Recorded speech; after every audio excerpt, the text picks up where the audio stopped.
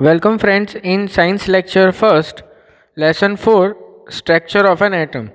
In this particular chapter, we are going to see how the atoms are basically having the structure of and what are the subatomic particles present in this particular atom.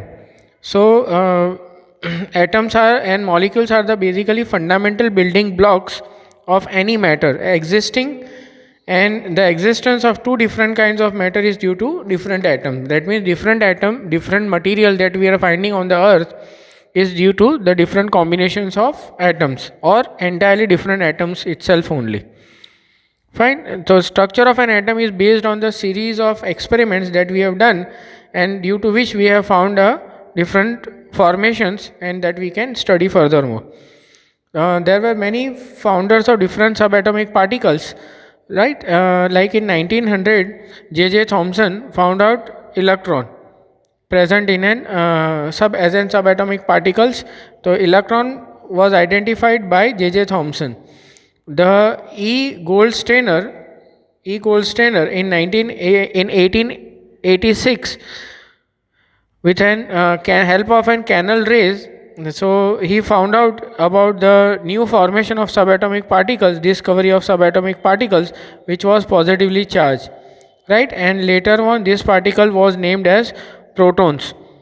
That is an positive charge atoms for subatomic particles, that is protons. So its weight is approximately 2000 times that of an electron, and it was given name of a proton. So this was an existence of proton found by, that is, Goldstein. Now E is a denotation for electron and P is a denotation for proton, that is a positive charge particle present as in subatomic particles in the proton. Fine. Now we'll move on about the different structure formation that is given by different people. So the structure of an atom, after the failure of this Dalton's theory, J.J. Thomson, as we have studied, came into existence, finding within canal ray tubes and all. Now J.J. Thomson proposed the model of an atom to be similar to that of a Christmas pudding. We have all eaten the pudding, and he has made us understand that the electrons in the sphere of the is of positive charge. That means the sphere is of positive charge, and electrons were like currents. That is the dry fruits that we put on or sprinkle the dry fruits, and it is like an sprinkled dry fruit. So electrons is like an sprinkled dry fruit. As you can see here, these are spread up, and the entire body, that is a sphere, is made up of pudding. Here also he has given another example like watermelon. In watermelon, the entire body, that is a red color spread over the red edible part of a watermelon, is positively charged, while the electrons are stubborn in the positive charge sphere, that is fixed in the, like the seeds, that the black color seeds that you are able to see in the watermelon. Likewise, the electrons are entirely spread. So this was a conclusion made by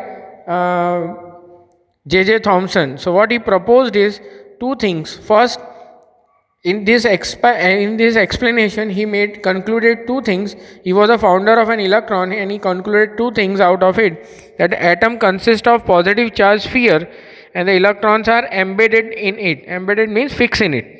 So his proposal was that the entire body is positively charged and the electrons are fixed in it.